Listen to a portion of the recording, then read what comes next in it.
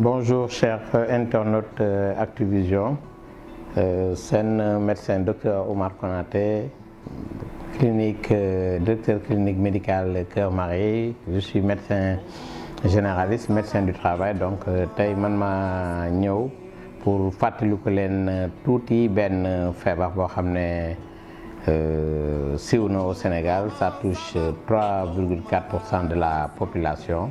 Je veux parler donc du diabète. Donc pour ma wax leen ci diabète bi très rapidement dinaa commencer par définir ko ma jox leen ay quelques signes et puis ma wax leen tuuti diabète su compliqué woo naka lay manifester.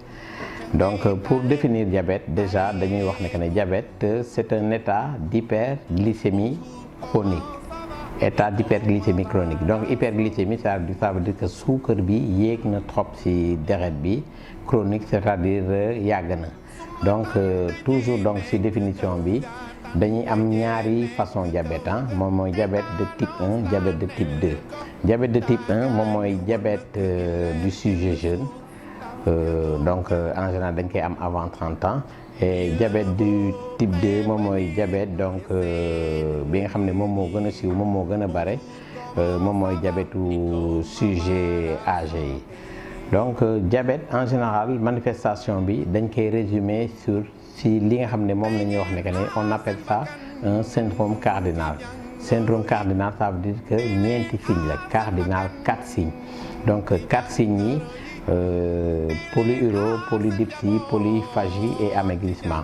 Polyuro c'est-à-dire nit ki day tuur ndox lu bëre. Polydipsie donc pour kuy tuur ndox bu bëre il faut que ngay naan lu bëre. Polydipsie donc moom mooy nit ki day naan lu bëre.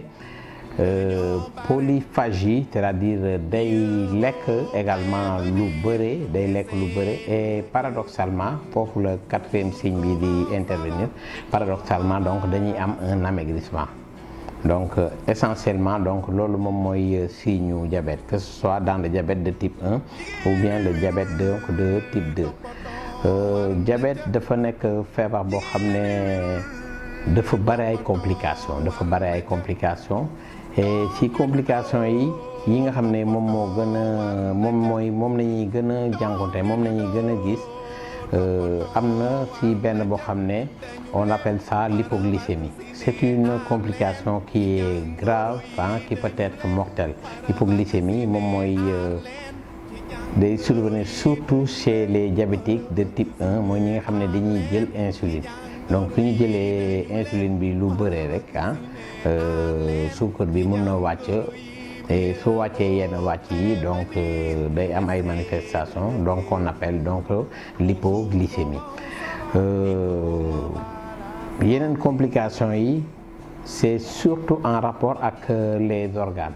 Donc par exemple mun na laal rein bi, su laalee rein bi dafay joxe ce qu'on appelle une néphropathie diabétique. Néphropathie donc diabétique mun na évoluer, donner ce qu'on appelle une insuffisance rénale chronique. Donc insuffisance rénale chronique xam naa ci beneen émission donc on va en parler, donc on va donner les tenants et aboutissants donc de l'insuffisance rénale chronique. Bu fekkee par exemple dafa laal li nga xam ne moom mooy cœur bi par exemple mun na manifester wu, mun nañu am ay complications genre ay hypertension artérielle, donc tension bi day jóg mun na attaquer cœur bi, joxe ce qu'on appelle une insuffisance cardiaque. Mun na également toucher cœur bi de telle façon dañuy am lu ñuy wax communément dañ koy woowee crise cardiaque. Ce sont les atteintes coronaires. Donc su amee atteinte coronaire donc nit ki mun na def ay crise cardiaque.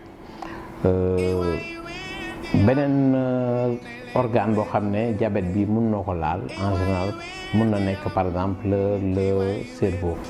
Il y a une atteinte cérébrale, cerveau bi touché na. En ce moment là mun nañu am genre ay AVC, AVC ischémique. bët yi tamit mun na leen laal mun na laal bët yi c'est loolu moom mooy am conséquence les rétinopathies diabétiques donc damay jeexal par si complications yi par le pied diabétique ah le pied diabétique moom la ñëpp di gën a ragal diabétique yi ñoom lañu gën a ragal donc moom mooy terminer toujours par donc l'amputation. Pour terminer, on peut donner donc quelques conseils donc à nos parents, à nos amis diabétiques. Conseils yi li nga xam ne moom moo si gën a kii ce sont ce qu'on appelle les règles hygiéno-diététiques donc hygiène diététique hygiène alimentaire la ak hygiène corporelle.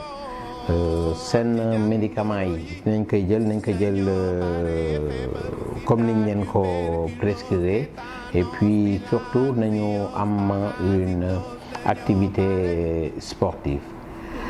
On va pas terminer sans parler un tout petit peu de la maladie la maladie actuelle, c'est le Covid. Donc toujours ñu bëre diabétique yu bëri man dañ may interpeller par rapport au Covid lim leen mun a wax par rapport à ça diabète du augmenter le risque de contamination du augmenter le risque de contamination mais mun na bu fekkee dugg na koo xam ne Covid bi dugg na koo xam ne dafa diabétique foofu dañuy am surtout les formes donc les plus graves. Donc pour terminer donc sur l'association diabète Covid pour éviter l'apparition donc de cette association donc les gens nañu respecter donc les règles d'hygiène la distanciation sociale nit ñi di jël distance tuuti entre ñoom bu fekkee surtout dañu nekk dans la rue ou bien dans les bus. Nañu le plus important ñi nga xam ne amuñu lu ñuy def wala lu ñuy doxi que les gens donc restent chez eux donc c'était donc sama contribution donc par rapport donc à tout ça donc di leen remercier di leen dox daje donc la semaine prochaine pour beneen sujet Merci beaucoup.